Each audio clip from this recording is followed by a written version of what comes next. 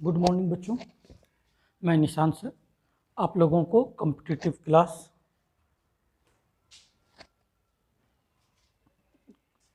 को किस तरह से हम लोग प्रारंभ करेंगे। प्रतियोगिता परीक्षा की तैयारी तो हम उसका 0 लेवल से शुरू कर रहे हैं।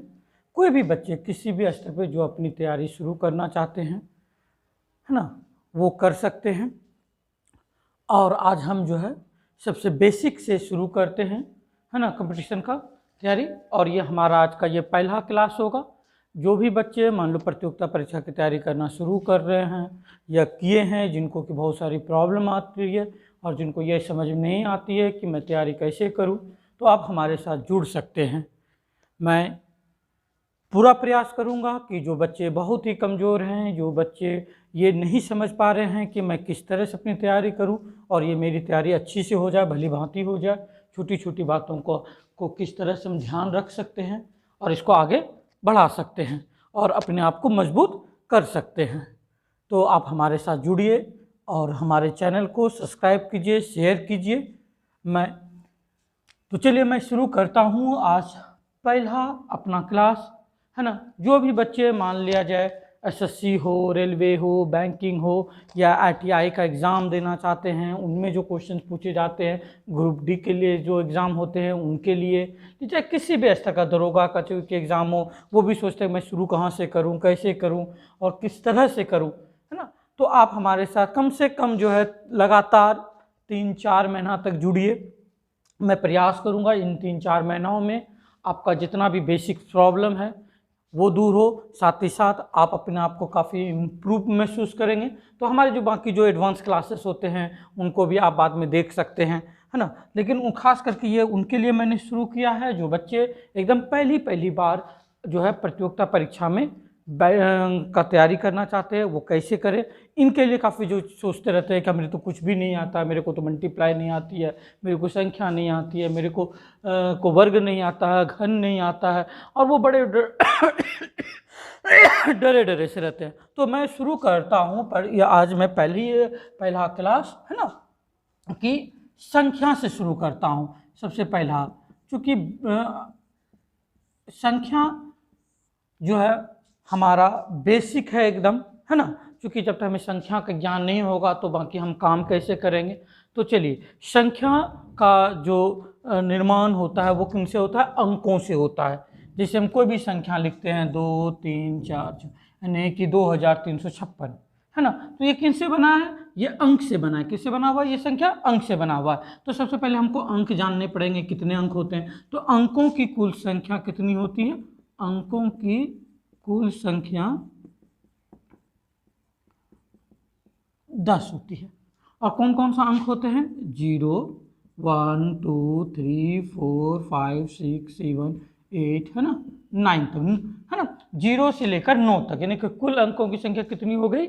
10 हो गई। तो हम चूंकि 10 अंक पढ़ते हैं, इसीलिए जो है हमारे पास जो भी है इसे हम लोग दशांक पद्धति भी करते हैं। चलिए, तो अब हम लोग अंकों को, जैसे मान लिया जाए कि अंकों को पढ़ेंगे कैसे। अगर लिखा हुआ है, जो लिखी हुई है संख्या, उसको हम लोग पढ़ेंगे कैसे, ठीक है। तो जैसे मान लिया जाए, इसको हम लोग जो अंक को जो संख्या लिखते हैं तो हम लोग उसको किधर से? इस साइड से, यानी कि हमारे दाएं से बाएं की तरफ जाएंगे गिनते हुए, दाएं से बाएं की ओर।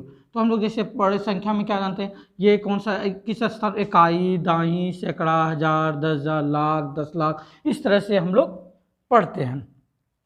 अब आता है कि जो हम लोग अंक का रिप्रेजेंटेशन, अंक 2 प्रकार से हम लोग अंक को रिकॉग्नाइज कर सकते हैं, ठीक है। तो पहला क्या है कि एक होता है कि स्थानीय मान होता है और दूसरा क्या होता है? जातीय मान होता है। स्थानीय मान और जातीय मान। तो स्थानीय मान और जातीय मान में क्या होता है कि अगर किसी का मान लिया जाए कि जाति है, तो जाति तो बदलेगी नहीं कभी। जैसे मान लो 2, 3, 5, 6, तो इसमें कहेगा कि 5 का जातीय मान क्या होगा? 5 का जातीय मान कितना होगा? तो भैया 5 कहीं भी 5 रहेगा, 5 रहेगा तो वो 5 ही कहलाएगा। 3 है तो वो 3 ही कहलाएगा। 3 तो कहता है 1, 2, 3, 3 कहीं भी रहेगा तो उसकी जाति तो नहीं बदलेगी, है ना। तो इसे हम लोग बोलते हैं, इसी को लोकल, है ना, लोकल वैल्यू, ये लोकल वैल्यू है ना। तो लोकल वैल्यू है, यानी कि इसका क्या है? जातीय मान। क्या ये? जातीय मान। तो जातीय मान ये, जैसे 5 का जातीय मान कितना हो जाएगा, ये 5 हो जाएगा। अगर मान लो 6 3 2 1 दिया, कहेगा 6 का जातीय मान 6 होगा, तो उसकी कहीं नहीं बदलेगी। अगर मान लीजिए हम लोग विचार करते हैं, अगर जब मैं लड़का हूँ तो मैं कहीं भी जाऊँगा तो मैं लड़का ही रहूँगा, थोड़ी मेरी जाति बदलेगी। अगर मेरी जाति लड़के की है तो लड़का ही रहूँगा। इसी तरह से 6 किसी भी जगह लिखा रहेगा, चाहे यहाँ देखिए 6 इकाई के स्थान पर है तो इसका जातीय मान 6 होगा, चाहे ये 6000 के स्थान पर है इसका जातीय मान कितना होगा, 6 ही होगा। तो एक हो गया जातीय मान, और दूसरा क्या होता है कि स्थानीय मान। क्या होता है, एक होता है जातीय मान और दूसरा एक होता है जिसको हम लोग लोकल है ना, एक जातीय और दूसरा होता है स्थानीय मान, है ना।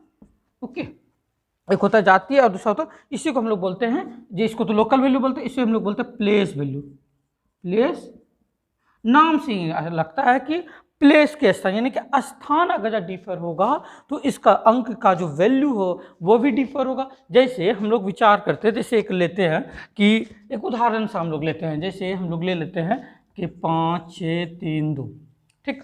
तो कह रहा है कि 6 का जो है 6 का स्थानीय मान ज्ञात करें, 6 का स्थानीय मान ज्ञात करें, 6 का स्थानीय मान ज्ञात करें, यानी फाइंड द वैल्यू ऑफ 6, है ना। Find the place value of 6, find the place value of 6, यानी कि 6 का स्थानीय मान ज्ञात करें। तो ये प्लेस वैल्यू हो गया, और ये क्या हो गया, ये हो गया लोकल वैल्यू हो गया, ठीक है। तो 6 का स्थानीय मान क्या होगा, तो ये किस स्थान पे हम लोग गिनने के लिए जानते हैं, बच्चे से पढ़ते आ रहे हैं, इकाई दाई, तो इकाई दाई सैकड़ा, यानी तो 6 का स्थानीय मान क्या होगा, 6 गुने 1000 बराबर हो गया 600। इसी में अगर जहाँ कह दे कि 5 का मान ज्ञात के, 5 का स्थानीय मान, 5 का स्थानीय मान कितना होगा, इकाई दाई सैकड़ा हजार, यानी 5 गुने 1000 बराबर कितना हो गया 5000, ठीक। कोई दिक्कत नहीं किसी को, जो कोई दिक्कत। अगर यही क्वेश्चन में हमसे पूछ ले कि बताइए, है ना, 3 का स्थानीय एवं जातीय मान का अंतर ज्ञात कीजिए। क्वेश्चन रह सकता है कि 3 का स्थानीय व जातीय मान का अंतर ज्ञात करें, ठीक। तो 3 का स्थानीय एवं जातीय मान का अंतर ज्ञात करें। तो देखिए 3 किस स्थान पर है, इकाई दाही, यानी 3 का दाही, 3 का कितना हो गया, दाही हो गया, 3 गुने 10, है ना। तो 3 का स्थानीय मान पहले लिख लेंगे, 3 का स्थानीय मान कितना हो गया, 3 गुने 10 30, और 3 का जातीय मान कितना हो गया 3, और हमको क्या चाहिए अंतर, तो भाई अंतर में क्या होता है, हम लोग माइनस कर देंगे, तो 3 एवं इसका तो स्थानीय एवं जातीय मान का अंतर कितना हो गया 27 हो गया। तो चलिए एक क्वेश्चन हम पूछते हैं आप लोगों से, देखते हैं, क्विक एकदम जवाब देना है आप लोगों को, है ना, जिनको आ गया समझ में। तो चलिए बेटा छोटा सा क्वेश्चन लिखते हैं, 2 5 6 4। तो 5 का स्थानीय एवं जातीय मान का अंतर ज्ञात करना है। 5 का क्वेश्चन हमारा, 5 का स्थानीय एवं जातीय मान का अंतर ज्ञात करें। तो बताइए किनका किनका हो गया। तो चलिए कुछ नहीं, 5 का दाई सैकड़ा हो गया, नहीं 500 माइनस 5, तो स्थानीय मान जातीय मान 5 हो गया, तो बराबर 495। तो कोई दिक्कत नहीं इसमें से। तो क्विक एकदम हम लोग देखेंगे और उसका आंसर बोल देंगे। तो ये क्वेश्चन पहले ही रहती थी, पता नहीं अभी तो फिलहाल में काफ़ी चेंजेस आ गए हैं क्वेश्चंस में, लेकिन हम लोग को चूँकि सीखना है तो बेसिक से तो ये ज़रूरी है एकदम। और किन्हीं को कोई दिक्कत है, जैसे कि इकाई दाई, तो पहले क्या होता था इकाई, है ना, फिर क्या लिखते हैं दाई सैकड़ा, है ना। तो ये बहुत आसान काम है, ये तो आप लोग जानते हैं, तो इसको लिखने से टाइम वेस्ट का वेस्ट। चलिए आते हैं हम लोग संख्या को देखते हैं, ठीक है।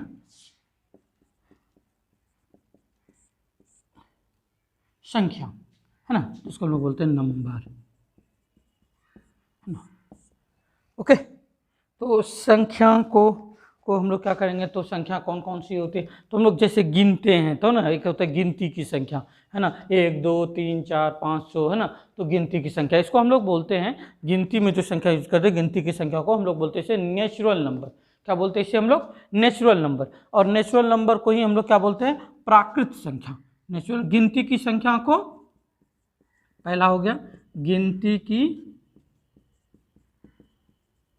संख्या को प्राकृत संख्या कहते हैं, प्राकृत संख्या कहते हैं। तो जैसे में उदाहरण हो गया आपका 1 2 3 4 5 6, ये सब हो गया प्राकृत संख्या। दूसरा होती है कि अगर गिनती की संख्या में अगर हम जीरो लगा दें, है ना, तो इसी को हम लोग बोलते हैं नेचुरल नंबर। गिनती की प्राकृत संख्या को ही हम लोग क्या बोलेंगे, नेचुरल नंबर, इसी को हम लोग बोलेंगे नेचुरल नंबर। पहला हो गया। दूसरी में क्या हो गया, प्राकृतिक संख्या। तो गिनती की संख्या में अगर हम उसमें जीरो जोड़ देते हैं, गिनती की संख्या अगर हम लोग जीरो को ऐड कर लेते हैं, ठीक है, गिनती की संख्या में जीरो अगर शामिल कर देंगे, गिनती की संख्या में अगर हम लोग जीरो को मिला देंगे तो उसे हम लोग बोलेंगे पूर्ण संख्या, यानी होल नंबर, है ना। गिनती की संख्या में जीरो ऐड कर देंगे तो क्या हो जाएगा, पूर्ण संख्या। तो हम लोग पूर्ण संख्या में क्या हो जाएगा, जीरो मिला दीजिए, कितना लिखेंगे, ज़्यादा लिखना नहीं चाहिए, खाली अब तो बस सिर्फ देखना है ना। गिनती इसी को हम लोग क्या कहेंगे, होल नंबर। गिनती की संख्या में अगर आप जीरो मिला देते तो क्या बन जाएगा, होल नंबर, ठीक है, पूर्ण संख्या। अब आते हैं हम लोग कि गिनती की संख्या हो गई। अब हम लोग आते हैं कि सम संख्या, है ना, इवन नंबर, सम संख्या, सम संख्या, इसको हम लोग बोलेंगे क्या, सम संख्या को हम लोग बोलते हैं इवन नंबर, इवन। तो सम संख्या किसे कहते हैं, जो दो से विभाजित होती है, वे प्राकृतिक संख्या जो दो से पूर्णतः विभाजित होती है उसे हम लोग सम संख्या कहते हैं, यानी दो से विभाजित होने वाली संख्या को सम संख्या कहते हैं। तो जैसे इसमें क्या क्या आ जाएगा, तो हो जाएगा जैसे 2 4 6 10, है ना, 12, है ना, 36, ये सब क्या है, सम संख्या। फिर आ जाइए विषम संख्या, विषम ज़्यादा नहीं आज करेंगे, थोड़ा सा करेंगे, बढ़ाएंगे, है ना। इसको हम लोग कहेंगे ऑड नंबर, ऑड नंबर। जिनको आती है बहुत अच्छी बात है, इसमें कोई दिक्कत नहीं है, बस रेगुलर क्लास करते रहिए, इसके हम लोग धीरे धीरे आगे एक करके बढ़ते जाएंगे। और हम लोग शुरुआत भी करते हैं उन्हीं चीज़ों से जो चीज़ें हमें आती है, ताकि हमारा इंटरेस्ट बना रहे। अगर हम लोग खाली टप से हम लोग शुरू करते, बारी बारी क्वेश्चन, ये कहाँ से आ गया भाई, ये तो बड़ी दिक्कत हो जाएगी। तो इसमें जैसे विषम संख्या में जैसे हो जाएगा जो कि दो से विभाजित, वैसी संख्या जो दो से विभाजित नहीं होती उसे हम लोग विषम संख्या कहते हैं। तो वैसी संख्या जो दो से विभाजित नहीं होती है उसे हम लोग विषम संख्या कहते हैं। जैसे 1 3 5 7 9 31, है ना, 35, ये सब क्या हो गया, विषम संख्या हो गया, है ना। तो ये सारी संख्या कैसी संख्या हो गई, विषम संख्या हो गई। तो सम संख्या, विषम संख्या हम लोग जान गए। अब आता है, हम लोग बात करते हैं कि अभाज्य संख्या। क्या, अभाज्य संख्या, जिसको हम लोग बोलते हैं प्राइम नंबर, अभाज्य संख्या, अभाज्य संख्या, इसी को हम लोग क्या बोलते हैं, प्राइम नंबर। तो प्राइम नंबर तो कहते हैं कि अभाज्य संख्या वैसी संख्या को कहते हैं जिसका कि केवल दो गुणनखंड हो, है ना, दो गुणज हो, है ना, जो कि एक या स्वयं से विभाजित होती है। वैसी संख्या जो एक एवं स्वयं से विभाजित होती है, वैसी संख्या को हम लोग अभाज्य संख्या कहते हैं। तो भाई कोई उदाहरण में बताएगा, तो चलो देखते हैं उदाहरण क्या होगा। जैसे में हो जाएगा, है ना, 2। देखिए 2 किस किस टेबल में आता है, पहाड़ा, तो अगर याद नहीं है तो पहाड़ा याद कीजिए। पहले हम लोग यही कहेंगे कि जो बेसिक मेरे से शुरू किए पढ़ना, तो सबसे पहला काम 2 से लेकर आप 20 तक का पहाड़ा याद करें, अच्छा से कंठा कर एकदम, है ना। तो चलिए अब हम लोग बात करते हैं कि जैसे हो गया 2 3 5। देखिए 2 किस किस पहाड़ा में, 2 का पहाड़ा में आएगा और 1 के टेबल में आएगा, है ना। और तो किसी में आएगा 5 किससे किसी 5 से होगा और 1 से होगा। इसी तरह से आप देख सकते हैं 11 भी क्या होगा, केवल 1, इसका गुणनखंड की जगह 1 होगा और 11 से विभाजित होगा, और किसी से नहीं, इसका केवल 2 गुणनखंड है और किसी से नहीं होगा, विभाज्य होंगे। इसी तरह से 21 हो गया, 17 हो गया, ये सभी क्या है, अभाज्य संख्या है। ये सभी कैसी संख्या है, अभाज्य संख्या। अभाज्य संख्या पे बहुत सारे प्रश्न पूछे जाते हैं, जैसे पूछ लेगा कि प्रथम 5 अभाज्य संख्या का योग ज्ञात करें, लिखा रहेगा जैसे प्रथम 5, क्वेश्चन है प्रथम 5 अभाज्य संख्याओं का योग ज्ञात करें। तो भाई प्रथम 5 अभाज्य संख्या कौन कौन सी होगी, तो चलिए 2 हो गया, 3 हो गया, 2 3 हो गया, इसके बाद क्या हो गया, 4 होगा, 4 तो नहीं होगा, क्योंकि ये 4 देखिए 4 किस किस टेबल में आता है, 2 के पहाड़ा में आ जाता है, 4 में आ जाता है, 1 में आ जाता है, तो ये होगा नहीं। तो 2 हो गया, 3 हो गया, 5 हो गया, इसके बाद क्या हो गया, 7 होगा। और कोई बोलेगा तो क्या को बोला है जी, 5 गो है ना, तो और क्या हो गया, 9 नहीं होगा, 8 होगा नहीं होगा, 9 होगा नहीं होगा, 10 होगा नहीं होगा, तो फिर क्या होगा, 11 होगा। इसको जोड़ दीजिए, इसको जोड़ दीजिए, जितना हो जाएगा वही आपका क्या हो जाएगा, आंसर हो जाएगा। तो जोड़ने के लिए किसको, तो देखिए 2 3 5 5 5 10 है ना, 10 7 17, 17 और 11 हो गया आपका 28। तो इसका योग कितना हो गया, 28 हो गया। इसी का कहेगा कि औसत ज्ञात कीजिए, इसी का कहेगा कि मीन ज्ञात कीजिए, कितनी होगी प्रथम 5 संख्याओं का, प्रथम 5 अभाज्य संख्याओं का औसत ज्ञात करने का देगा। तो औसत ज्ञात करने बोल देगा अगर ना, तो औसत बराबर हम लोग जानते हैं कुल योग बटे कुल संख्या, कुल योग बाय कुल संख्या। तो कुल योग कितना हो गया, 28 हो गया, बटे कुल संख्या कितनी है, 5 है, भाग दे दीजिए है ना, 5 25, 3 बच गया है ना, 28 को हम लोग 5 से भाग देते हैं, जिसको नहीं आता देखिए 5 25 शेष 3, और ये पॉइंट यहाँ अगर जब पॉइंट दीजिएगा तो 0 हो गया, और 5 के 30 हो गया, तो यानी कि 5.6 आ गया, औसत कितना आ गया, 5.6 हो गया। तो कोई दिक्कत है इसमें से बच्चों, मेरे अंदर से किसी को प्रॉब्लम तो नहीं होनी चाहिए। इसी श्रृंखला को हम लोग कल फिर आगे बढ़ाएंगे, इसलिए जिनको जिनको ये वीडियो पसंद आ रही हो वो प्लीज़ शेयर कीजिए, ठीक है। भाई तो हम तो जस्ट अभी नया नया क्लासेस शुरू किए हैं है ना, तो प्लीज़ सब्सक्राइब कीजिए ताकि मैं ऑनलाइन क्लासेस को भी आगे बढ़ा सकूँगा, ठीक है, और इंटरटेक हो सकेंगे 1 to 1 बच्चों से, उनकी प्रॉब्लम को हम लोग समझ सकेंगे, उनकी जो भी प्रॉब्लम होगी वो हम लोग ऑनलाइन से देखकर समझ पाएंगे। इसीलिए प्लीज़ अगर जब पसंद आ रही हो हमारी वीडियो तो उसको शेयर कीजिए, सब्सक्राइब कीजिए और सजेस्ट कीजिए है ना, कि वो ज्वाइन करें, और उनकी जितनी भी समस्याएं होगी इस तरह से बेसिक जितनी भी प्रॉब्लम होगी कंपटीशन की तैयारी के लिए जो हो सकता है वो हम पूरा प्रयास करेंगे। Okay, thank you.